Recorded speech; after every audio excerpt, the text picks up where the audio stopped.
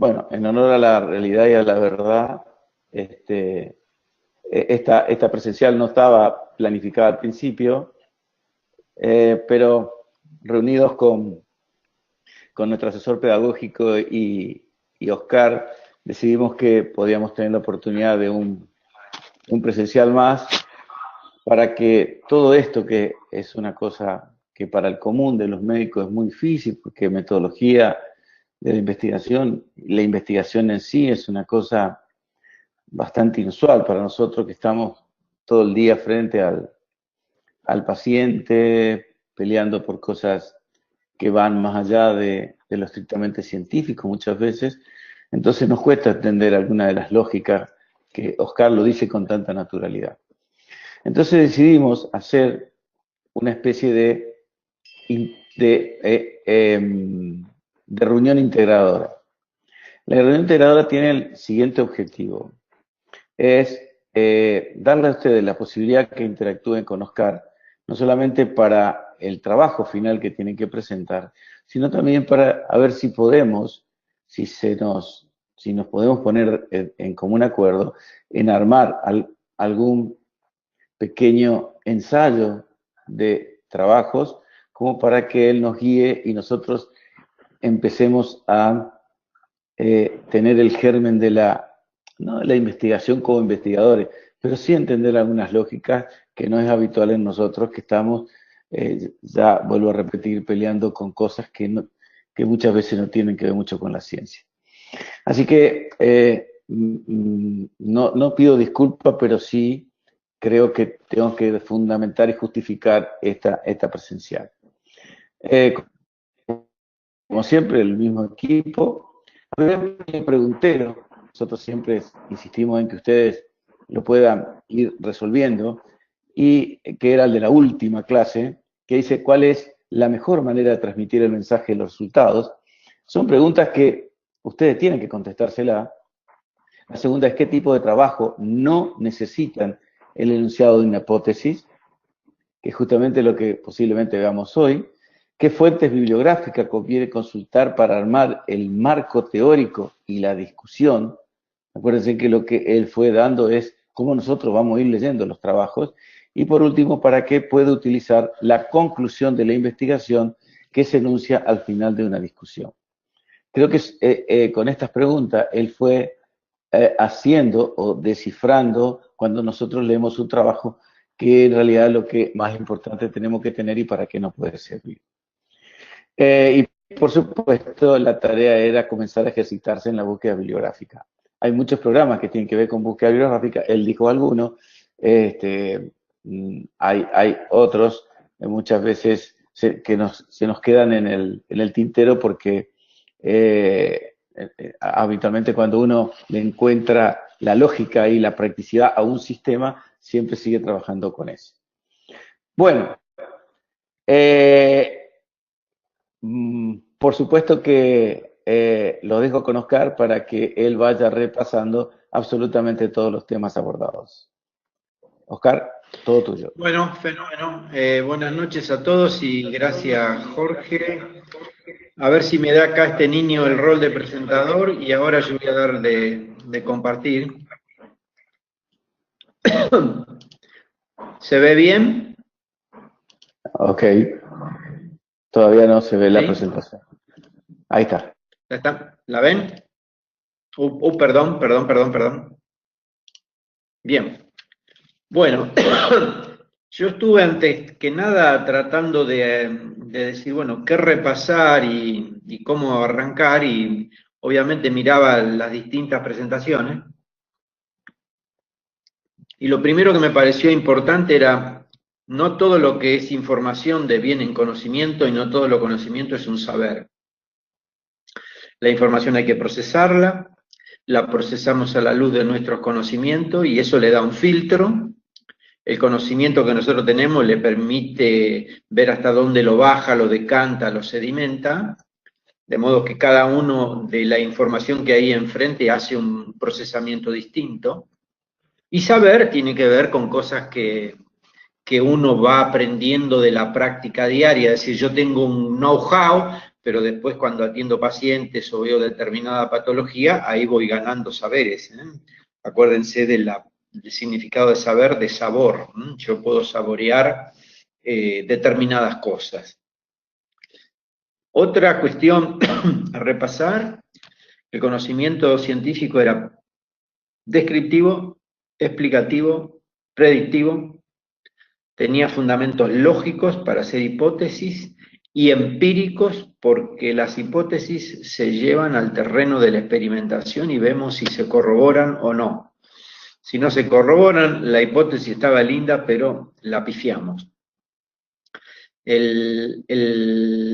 La lógica de los griegos, la empiria de la modernidad, que tiene un método, que es sistemático, y si es sistemático se inserta en un sistema de muchos conocimientos, de modo que si hay algo que está medio dudoso o no fue bien hecho, otro no lo va a corroborar y finalmente llegaremos que eso que en un momento pareció que era un conocimiento no lo fue, vale decir que la ciencia se regula a sí misma y elimina del medio lo que no se corrobora.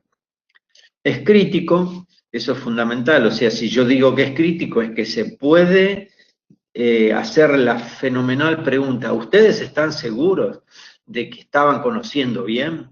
¿Hicieron el estudio bien y eso que creen conocimiento está legítimamente, legalmente ganado porque la metodología era fuerte, era como se debía? La otra es que tiene una jerga, un lenguaje preciso. Como cualquier disciplina tiene su lenguaje y yo no me puedo apartar de eso. Yo tengo que usar los términos que tiene cada campo disciplinar. Esto que a los alumnos hoy los pone locos y parece ser, yo ya no tengo que tomar examen y menos mal, la verdad que si hay algo que no lamento, es que yo ya no tengo que estar en el pregrado tomando exámenes porque si no creo que perdería los estribos de escuchar palabrotas en boca de estudiantes de medicina. Palabrota en el sentido de que no son el léxico que uno tiene que utilizar.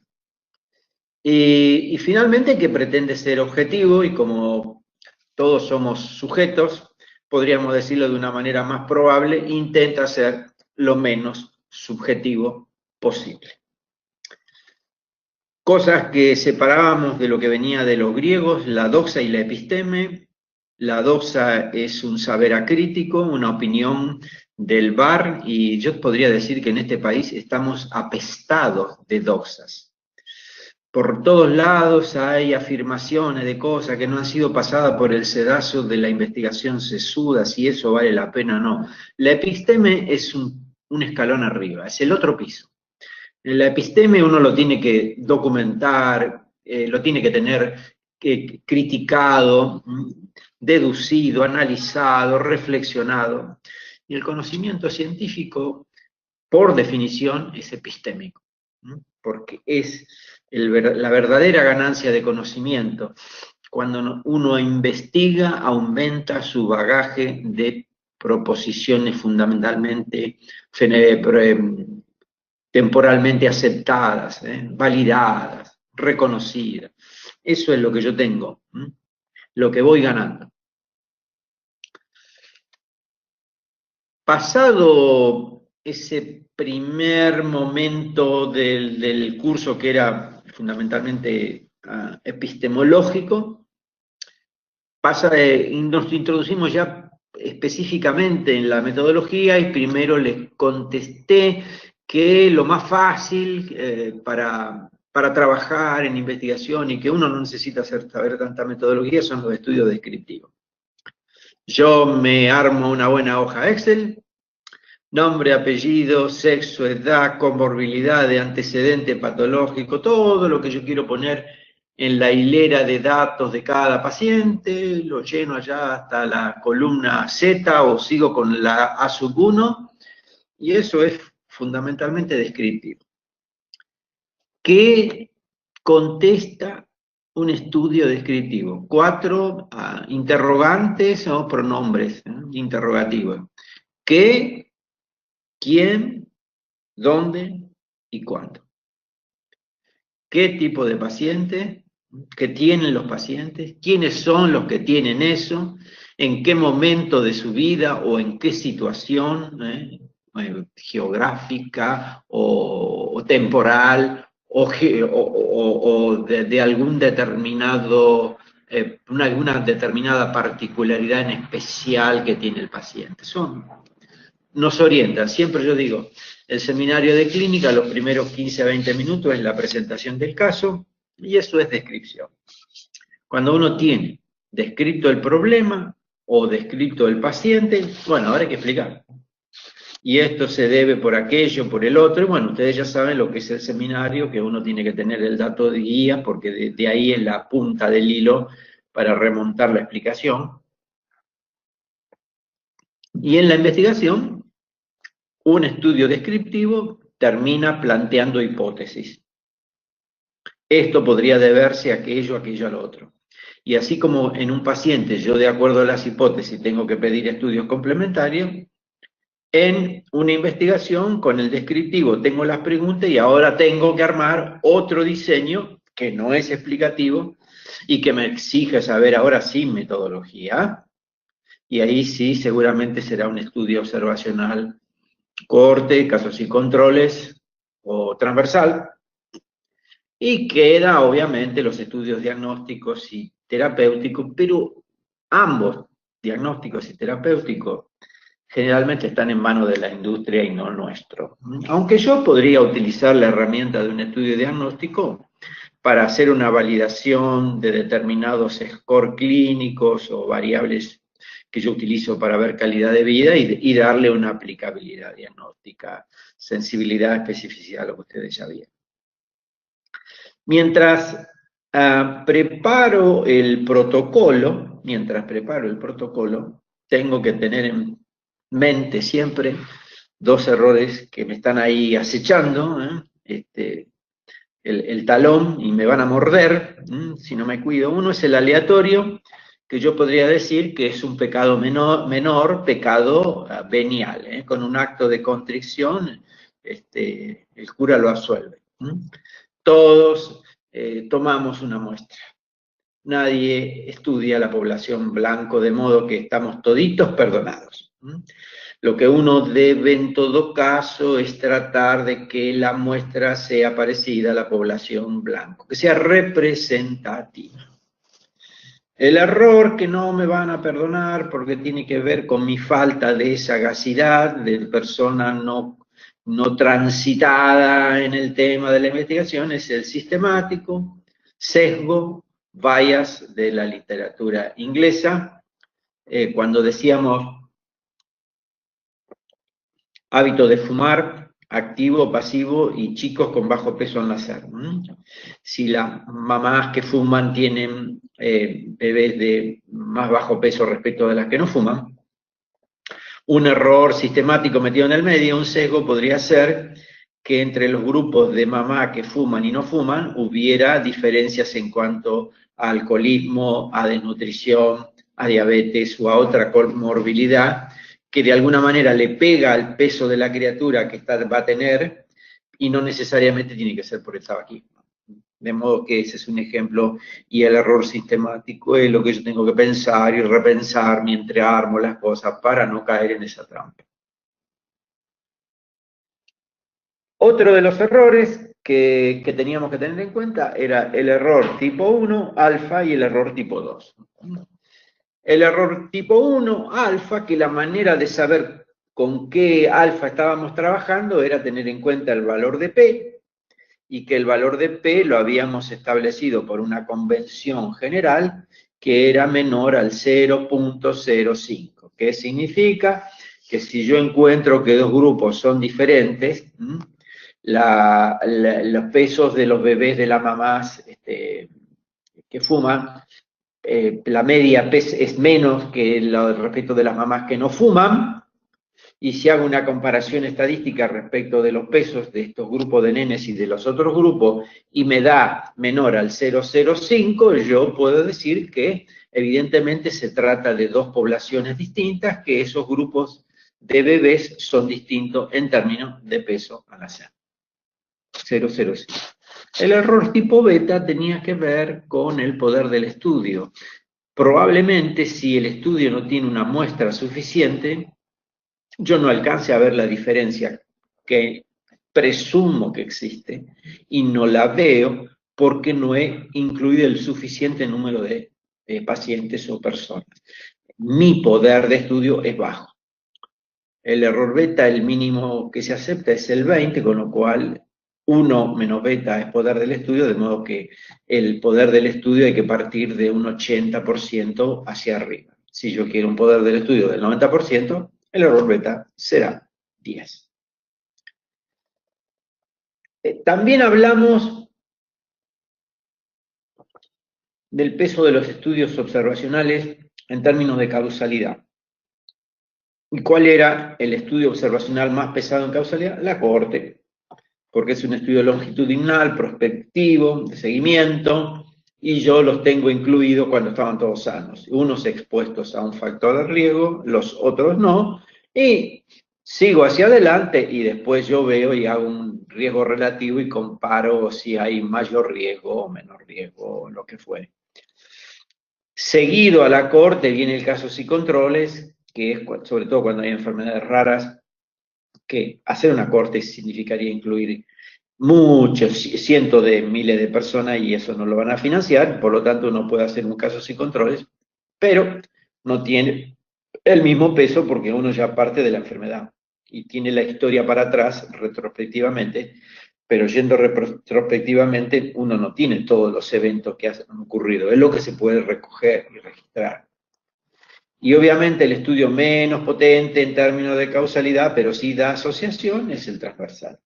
El más fácil de hacer en el ambiente hospitalario o en el consultorio, no es el que da causalidad, pero dice que una cosa se puede vincular a la otra y da la idea como para que otro grupo de investigación empiece a ahondar y ver si realmente hay algo valedero, importante en ese tipo de cosas. De modo que transversal, el más livianito, pero el más posible por estas pampas.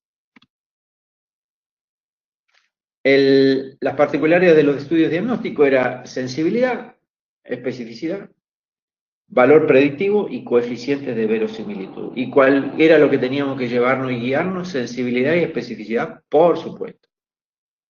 Pero el valor predictivo, recuerden que era susceptible de cómo está formada la muestra.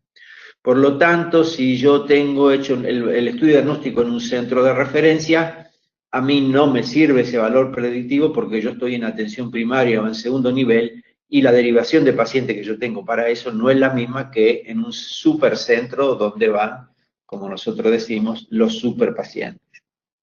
Y el coeficiente de verosimilitud, que era algo parecido a riesgo relativo y que daba 3, 4, 5, 6, 10, dice, ¿cuánto más riesgo tiene de estar enfermo la persona que tiene la prueba positiva respecto de la de negativa?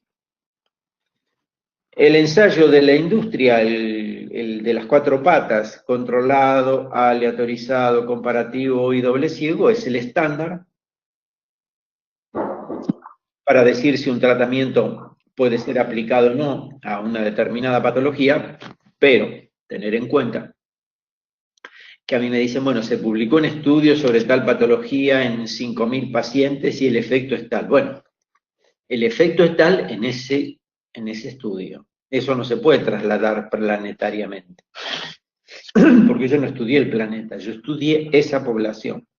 Si mis pacientes se parecen muchos a eso, las comorbilidades, la gravedad de la enfermedad, etcétera, etcétera, yo estoy en una razonable posibilidad de que ese tratamiento sea parecida en su eficacia respecto de mis pacientes.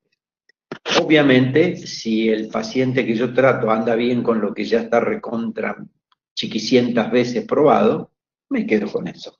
Ahora, si el paciente no evoluciona bien, o tiene una toxicidad por el medicamento que le doy, puedo acceder al otro. Pero no todo lo que se publica hay que incorporarlo inmediatamente. Se publican, creo que en algún momento se los dije, 75 ensayos clínicos por día, de todas las enfermedades y pestilencias que hay en el mundo, de modo que si alguno cree que va a estar actualizado de todo lo que se publica por día, desde ya le digo que desista porque no le pueden ganar al tiempo digital. El hombre al tiempo digital no le gana.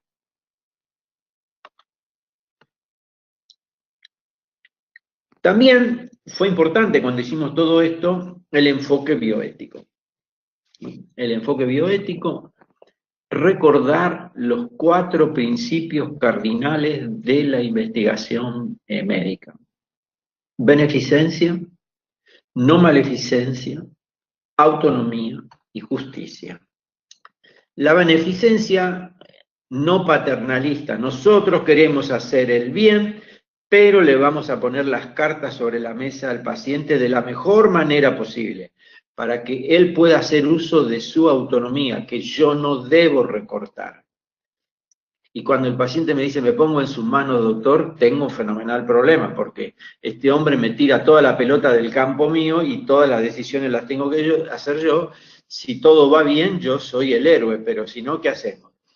Yo siempre recuerdo una cosa que dijo Galeno, que era bastante atorrante, el Galeno el Claudio, que él decía, cuando ustedes van a ver un paciente, avisoren el peor escenario posible. Si el paciente se salva es porque fueron ustedes. Y si no se salva, ustedes se lo dijeron. Siempre quedan bien. Es una perrada de aquella, ¿no? Pero, o sea, me pongo en su mano, doctor, es todo un problema. Yo le digo que quiero hacer esta beneficencia, pero los riesgos son tales o cuales, porque yo no quiero caer en esto de la maleficencia, yo quiero ser no maleficente. De modo que con lo que yo le presento a favor y en contra, y le digo cómo es su enfermedad y qué tiene y qué otras alternativas tiene, usted lo puede reflexionar y pensar y en su autonomía me va a decir si acepta o no. En lo que estoy hablando de una investigación. En la atención clínica diaria, bueno, si yo tengo que hacer todo este ejercicio autonómico, yo creo que mucha gente dirá, pero este doctor realmente duda de todo, me lo pregunta todo, quiere que decida todo, y yo en la realidad que lo fui a ver para que él me diga lo que tengo que hacer, y no que salga yo con todos estos líos en la cabeza. Eso está claro, o sea, una cosa es la praxis, otra cosa es la investigación. En la investigación estamos poniendo cosas nuevas que no sabemos tan bien, porque todo lo que tenemos no es tan aquilatado. De modo que, no maleficencia, beneficencia, autonomía y justicia representada por un comité de bioética, representando el Estado, provincial o nacional, dentro del hospital, del medio de atención. Puede ser un comité de ética hasta del mismo colegio de médicos. La otra historia era las recomendaciones para la preparación del informe final, manuscrito, introducción, que era el estado del arte, lo tengo que revisar en la literatura, materiales y métodos, perfectamente los criterios de inclusión y de exclusión de los pacientes, qué variables yo decidí medir, si la medí de acuerdo a estándares internacionales o me armé una escala que a mí me gustaba, con la cual me van a decir, la validó, no la validó, bueno, valídela y después vuelva. Por eso me conviene utilizar lo que ya está normatizado y aceptado. El bendito intríngulo y chíngulo y de cómo presentar los resultados, y que la tabla, en una sola tabla uno podía poner una enorme cantidad de datos, pero que el efecto visual de la figura era infinitamente superior, porque con una mirada a ese efecto, a esa imagen, uno graba la idea del mensaje que quiere transmitir. Y finalmente el manuscrito, el manuscrito, la discusión tiene que empezar diciendo que con este trabajo hemos aprendido ¿qué? Si con este trabajo no hemos aprendido nada, no metemos la pata entre la cola entre las patas y nos vamos cantando bajito porque todo ha sido inútil. De modo que la discusión dice qué se aprendió del estudio, qué trascendencia tiene, cómo se inserta en el circuito del conocimiento, aporta algo nuevo, no lo contradice, y si contradice, ¿por qué? Y qué podría explicarnos y qué podemos hacer en futuro para resolver estos problemas que antes no teníamos, porque una investigación problematiza algo que ya era un problema. Y en el camino va aportando algunas soluciones, pero nunca aclara del todo. Es más, Algunas preguntas no las teníamos antes de la investigación y ahora sí, a raíz de los resultados que hemos obtenido. De modo que este es el repaso de, ahí sí, a vuelo de pájaro, de lo que significó el curso. Y ahora van a decir, bueno, pero yo finalmente voy a tomar el toro por las astas y me voy a poner a armar un protocolo de investigación. Entonces, bueno, vamos a ver, hay que ser realista, cómo nos movemos, cómo trabajamos. Los estudios analíticos exigen mucho más trabajo. ¿Por qué? Porque el descriptivo hay que contar, ser obsesivo, meticuloso, cuidadoso, poniendo en la base de datos todo lo que yo sé de cada paciente. Obviamente que todos los criterios que quiero poner de cada paciente los tengo que tener para todos, porque si no me van a quedar casillas vacías. Pero cuando quiero hacer el estudio analítico, ahí ya tengo hipótesis. Y ahí ya tengo hipótesis, y ahí tengo el eventual sesgo, el error, y ya voy a tener que hacer comparaciones de grupos, y me voy a tener que acordar del error alfa y del error beta, el error aleatorio, el error sistemático, ahí ya tengo error. Y de ahí ya me va a convenir que me meta probablemente en camisa de 11 varas. No, la corte complicada. No lo voy a hacer yo porque no tengo dinero. La corte, ¿quién me va a apoyar para seguir durante 10 años en un grupo de pacientes? Por Argentina eso por ahora no resulta factible. El caso sin controles era medio complicado por las características hospitalarias de cómo hay que hacerlo, y aparte los controles se muestran de un lugar y los casos de otro, y tiene un sesgo inherente al diseño. Y de modo, se fueron tarde. Y de modo que me voy a terminar quedando con el estudio transversal. Vamos a ver si volvemos. Ahí volvemos. Me voy a quedar con el estudio transversal, que es el más fácil. La amplitud de la pregunta. Si yo empiezo a hacer una investigación, no me puedo poner una pregunta muy compleja, porque va a tener mucha salida, me va a requerir un análisis multivariado de los datos. ¿Dónde voy a encontrar yo quien me haga todo esto? Entonces, primero, avanzo desde lo más simple. Si a mí me dieran de manejar, no sé, algún auto que tiene todos los comandos, las computadoras, pues yo no sabría para qué lado agarrar. A mí déjenme las cosas simples y lo otro ya ahí veré. Aparte yo ya pisando los 66 no sé cuánta capacidad de aprender tendría para manejar un auto muy sofisticado. Y en la investigación, una pregunta acotada. Una pregunta acotada. No vamos a andar haciendo una casa llena de detalles. Empezamos con algo símil, medio ranchito, decente, honesto. Con eso podemos seguir para adelante. ¿Qué otras cuestiones a tener en cuenta? La presencia de todos los sesgos. ¿Cuál era la mnemotecnia de los sesgos? Y yo siempre uso una cuestión geográfica de la ciudad de Rosario, por todos conocida, el Monumento a la Bandera. Dice, ¿usted cómo llega al Monumento a la Bandera? Ahí vea, usted puede venir desde la zona de Pellegrini, por abajo ahí de la zona sur, o puede venir desde la zona norte, o puede venir desde el río, se baja en la estación fluvial con algún barquito y se cruza ahí la placita y cae en el monumento, o puede venir por la peatonal Córdoba. ¿Y eso qué quiere decir en términos de sesgo? Que cuando la enfermedad es el Monumento a la Bandera, y los enfermos llegan por distintos caminos a ese sitio. Y cuando yo estudio en una investigación el predictor, la variable independiente, el predictor, el factor de riesgo, lo que fuere, yo digo que es esa X, yo digo que es a través del río por la estación fluvial, pero yo qué sé si no hay alguno que vino por otro camino.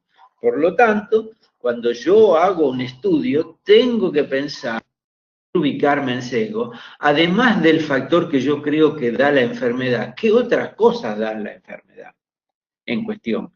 Y entonces tener en claro que esos otros factores que pueden llevar a la enfermedad esté igualmente distribuido entre los grupos de trabajo que yo voy a conformar. Esa es la mnemotecnia para no olvidarme de los sesgos. Pensar y pensar. El sesgo uno se lo lleva a la cama. uno le da vuelta y no va porque a ese sí hay que temer. ¿Cómo hacer para que el estudio sea lo suficientemente poderoso? Bueno, cuando hay un ensayo clínico, la industria tiene hecho estudios previos que dicen tantos pacientes por grupo, porque si no, no lo vemos. Pero eso a nosotros no nos pasa.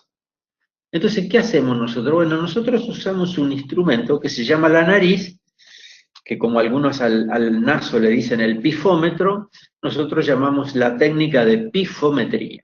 ¿Y qué sería pifometría?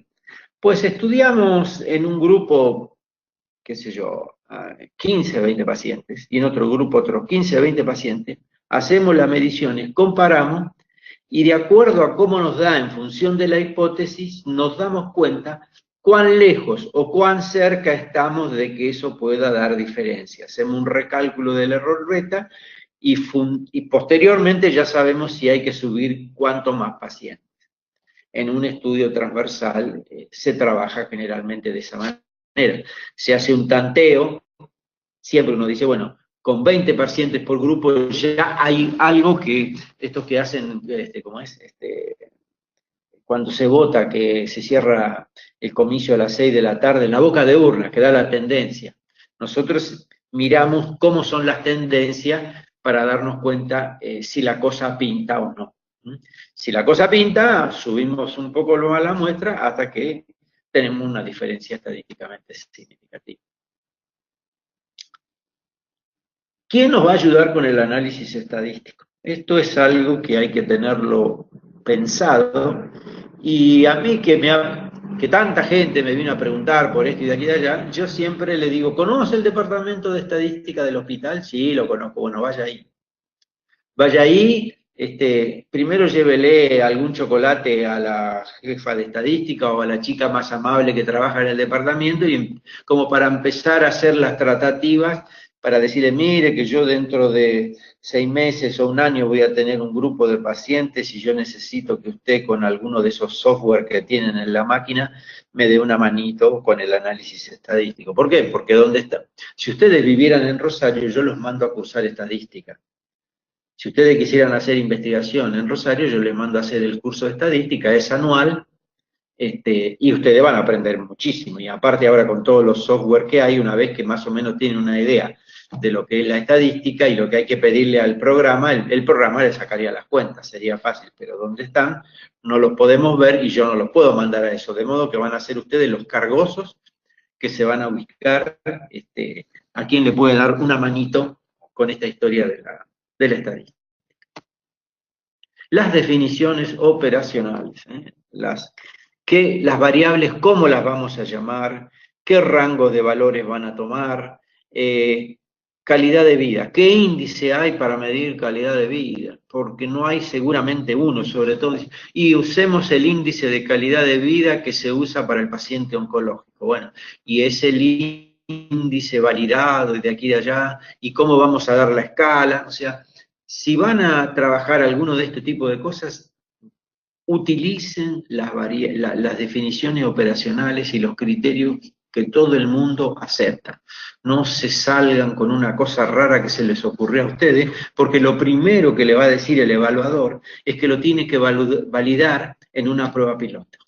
No lo puede poner directamente en la investigación si no lo tiene previamente validado. La conversación con el departamento bioquímico. Si vamos a medir cuestiones de laboratorio, ¿cómo te va, Alberto? ¿Qué decís? ¿Cuánto hacía que no te veía? Decime una cosa, Alberto. ¿Ustedes están bien con la determinación? El aparato que usan para medir anda bien, está calibrado, no se rompe, no se corta la luz, no hay problemas con los freezers, los sueros se pueden guardar? ¿Me podrías dar el rango de valores normales que tenés para este tipo de variables? ¿Tienen pensado que en el futuro pueden estar incorporando alguna cosa de más complejidad? Hay que ir a hablar con este muchacho, la muchacha, lo que fuere. Entenderse, y que obviamente que le vamos a decir, mirá, Alberto, si sale un trabajo, obviamente que vos estás de autor, o sea, en el congreso, en la publicación, Alberto, quédate tranquilo que el que trabaja acá tiene su lugarcito, después en todas las letras en negrita. Tenemos que hablar con esta gente de entrada, porque Los médicos no tenemos muy buena fama con los bioquímicos, somos los muchachos que nos llevamos las cosas, así que buena letra, por favor, porque la amistad va a ser por largo tiempo. Y dejar muy bien establecido quién va a llevar adelante las distintas tareas del estudio, muy bien establecido, porque no hace cosa que después se baja uno, suelta el remo, y ahora yo tenía un remo con la mano izquierda y ahora también tengo que meterle al de la mano derecha. Ahora tengo dos. De modo que muy clarito. Esto es, hay que ser realista. Todos queremos hacer investigaciones y ¿a qué estamos dispuestos? ¿Hasta dónde nosotros nos vamos a comprometer?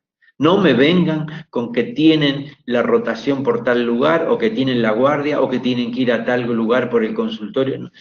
Lo decimos de entrada. Esto es un compromiso de gente adulta. Aquí no hay cuestiones pueriles de infantiles. Lo vamos a hacer y lo firmamos, nos comprometemos. La consulta con el comité de ética, si hay algo que no lo tenemos muy claro, paulatinamente los comités de ética van creciendo en los distintos hospitales. ¿No tenemos comité de ética? Descuento, diría que estoy seguro, que el Colegio Médico de Santa Fe debe tener un comité de ética con un teléfono y un correo electrónico al cual escribir. O un teléfono o Skype para charlar y conversar y decirle lo que uno tiene que hacer, y porque todo vamos a tener que tener la aprobación de un comité de ética, porque si ustedes después lo quieren presentar en un congreso o publicar en una revista, le van a pedir de cajón la aprobación del comité de ética. Se lo puedo asegurar, esta seguro que no la erro, le van a pedir esto, de modo que de entrada nosotros nos vamos a procurar el dictamen ese. Los acuerdos con los servicios asistenciales, hospitalarios o del centro de salud. El jefe del servicio o del centro de salud pone el gancho que está de acuerdo. Porque si pone el gancho que está de acuerdo, él sabe que se está haciendo. Porque uno ha visto de todo en esto. Ah, yo señor, no señor, yo no lo sabía. ¿Cómo que no lo sabía? A mí nadie me dijo nada. ¿Está mi firma en un lugar? No. Ah, vio que yo no lo sabía. Esta gente me pasó por encima. Así que todo avisadito, estamos todos bien prendidos en el tema. ¿Está? Esto también. Incluso el comité de ética les puede pedir a ustedes, además del protocolo, la carta aprobatoria del jefe de servicio o director del hospital. Y uno lo tiene que proveer para este tipo. Acuérdense, yo hago un trabajo porque después me va a costar presentarlo en un congreso o publicarlo en una revista. Si no tengo el dictamen del comité de ética, no paso ese examen. Así que darle la misma importancia que se le da cuando uno prepara el protocolo. La tutoría, lo que viene después, es sobre el trabajo que ustedes van a tener que analizar. ¿Qué tipo de trabajo es? Descriptivo o analítico. Si corresponde esto último, ¿es observacional puro o intervencionista?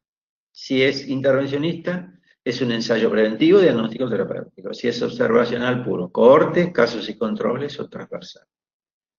Me dicen si han encontrado los errores alfa y beta. Cómo son las hipótesis, cómo es la metodología, si los resultados permiten que se logren los objetivos que dijeron que iban a querer alcanzar, y si las conclusiones son razonables en función de los resultados o se van, como dicen ahora, se van de mambo. Se te chifló el moño, ¿qué estás diciendo? Vos no tenés datos como para concluir todo ese tipo de cosas. Yo generalmente, acá en Rosario, y como tengo tantos residentes de esto, generalmente yo tengo 100 residentes por año de esto, en dos cuatrimestres. Nosotros, ante el vendaval de alumnos, le damos a la monografía un máximo de 3 autores. O sea que, si yo tengo 50 residentes, voy a tener hoy más o menos unas 16, 17 monografías. Entonces, los alumnos me mandan por mail el PDF del trabajo que analizaron y la monografía. Yo la reviso y si falta algo para corregir, se las devuelvo con la corrección, esa corrección es un aprendizaje, me lo vuelven a mandar corregido, lo vuelvo a mirar y chan chan, trámite concluido, y después él se gana esa devolución de si lo hizo bien de entrada o tenía que hacer una revisión. Por eso uno habla de que ahí hay una mini tutoría porque lo supervisa, lo ve, etcétera, todo este tipo de cosas.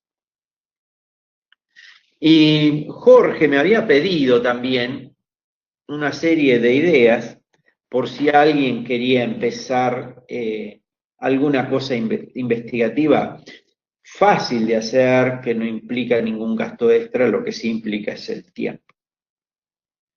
Y una de las ideas que yo se lo presenté, yo me he movido bastante en Argentina, y me acuerdo que una vez estábamos en Jujuy, con unos médicos en un hospital de San Salvador.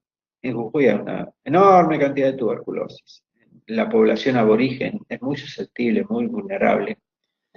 Y conversando esa noche, después que uno comió el asado y todavía no tomó mucho vino, cuando todavía se puede pensar bien, y le digo, pero ustedes también tienen mucha infección por Chagas acá. Y seguro que el Chagas lo tienen mucho antes de ser tuberculosos. El Chagas lo tiene de cuando son nenes, 1, 2, 3, 4 años. La tuberculosis seguro que puede venir más adelante. Qué interesante sería que ustedes vean, porque como Trypanosoma cruzi puede producir un sesgo de la inmunidad.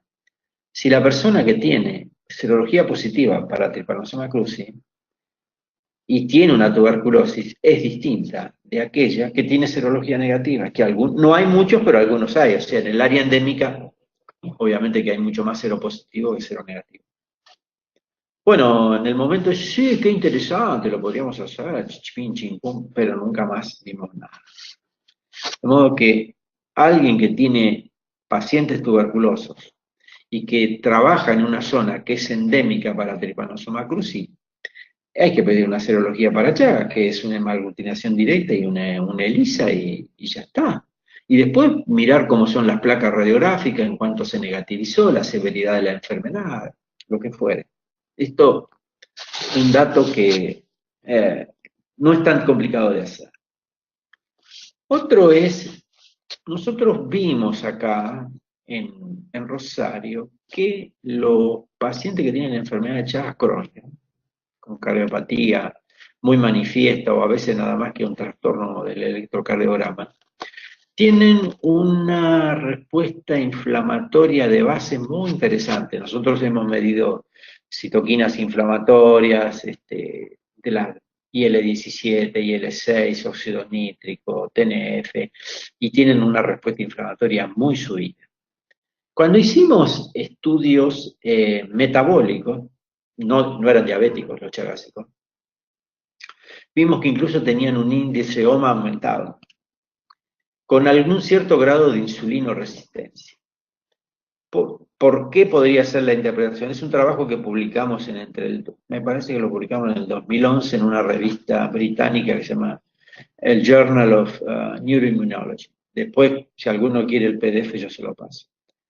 Y nuestra idea es que es probable que el Chagas crónico suba el nivel de inflamación y como la diabetes tipo 2 tiene un importante componente inflamatorio, sería lindo ver cómo le va a un diabético tipo 2 que además de su diabetes tipo 2 tiene serología positiva para Chagas.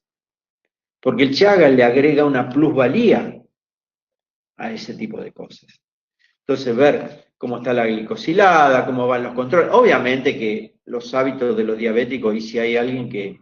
Porque vieron que el hipertenso parece que desafía la hipertensión arterial, y el diabético también. No, dice, a mí la diabetes no me va a enfermar, o sea, es una actitud y una omnipotencia hasta que finalmente después lo entiende.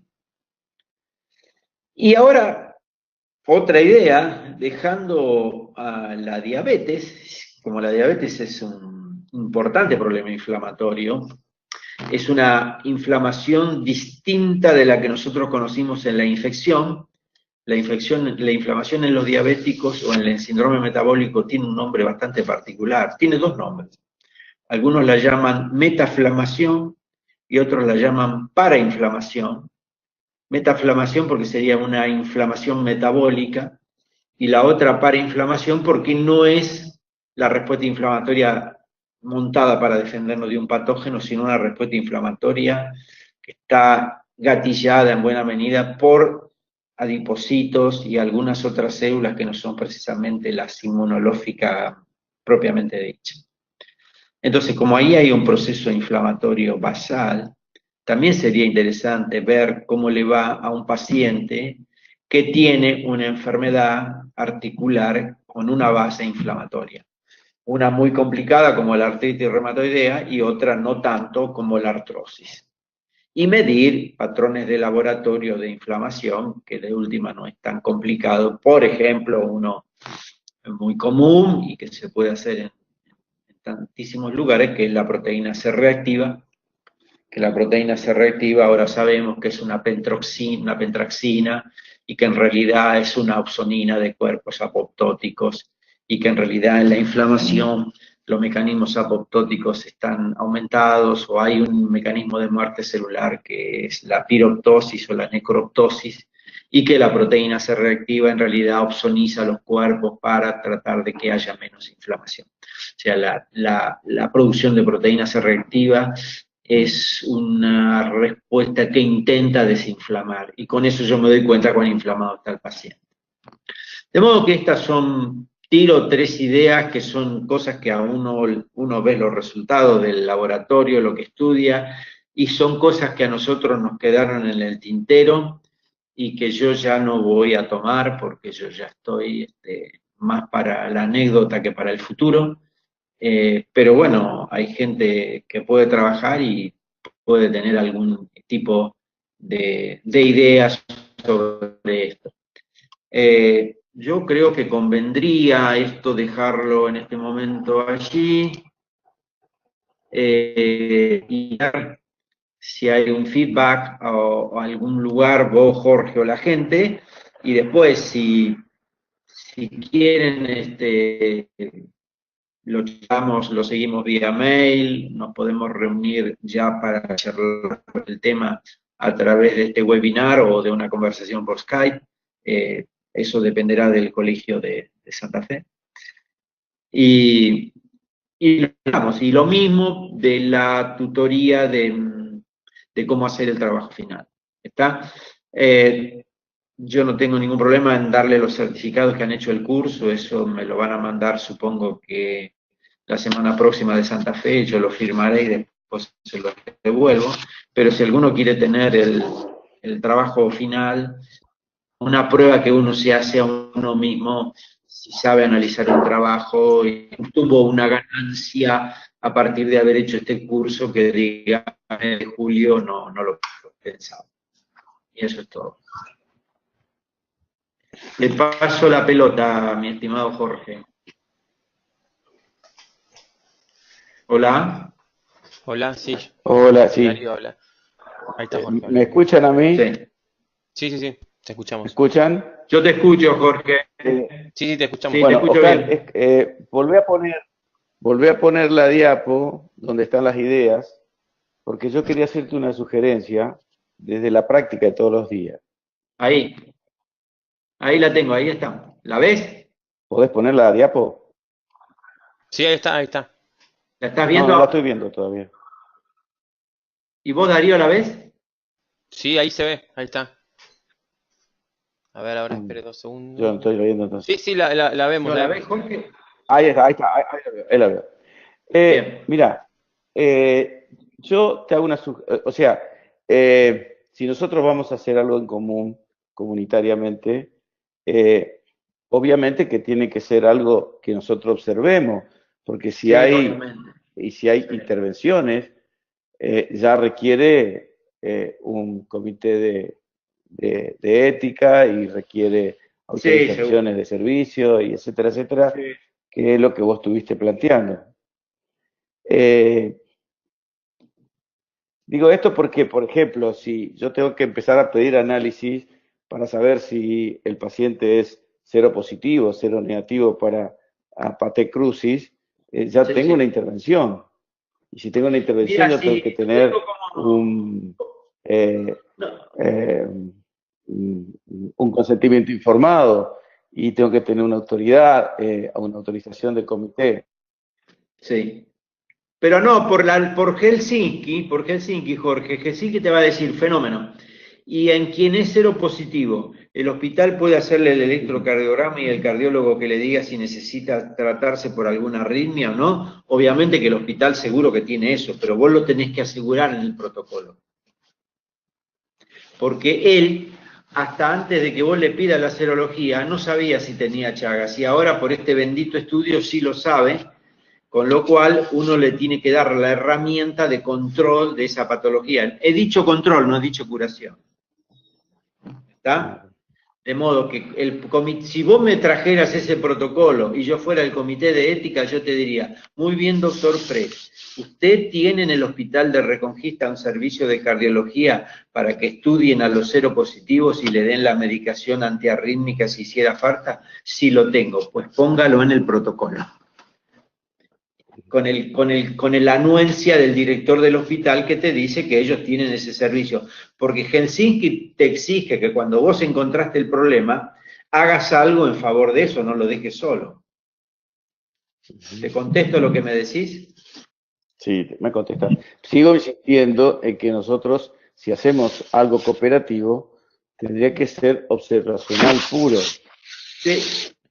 Podés hacer un observacional puro, pero acá lo que vos hacés, vos no modificás la enfermedad, porque la intervención es cuando vos modificás la enfermedad, pero vos acá te estás diciendo, estás agregando un elemento de comorbilidad. O sea, si vos modificaras la enfermedad, bueno, obviamente ahí hay una intervención. Ahora, podés hacer un observacional puro que es más descriptivo todavía y simplemente decir cómo es el curso de los diabéticos mal controlados en hacer la nefropatía, la retinopatía, lo que fuere. Y eso es descriptivo. No, tiene menos, decía, porque en el que yo te propongo no es intervención, pero sí es analítico, porque quiere comparar si una cosa empeora la otra. Pero en el otro es bastante descriptivo. A ver, diabéticos con hemoglobina glicosiladas reiteradamente anormales y otros reiteradamente normales, ¿cómo les va? Y bueno, y ahí va a tener que estudiar un poco de patología vascular, renal, ocular, y vas a tener diabéticos bien controlados, mal controlados, y eso también es una investigación. Ahí lo único que vos estás pidiendo es el control del diabético, que es algo que haces en el consultorio porque te toca hacerlo. ¿Está? Ese tiene menos complicación. Lo cual pedimos a los participantes que si quieren opinar o escribirnos, por supuesto, que lo se hagan, juntan ustedes la idea de a charlar. esta reunión era justamente escucharlos. Sí, sí, exacto.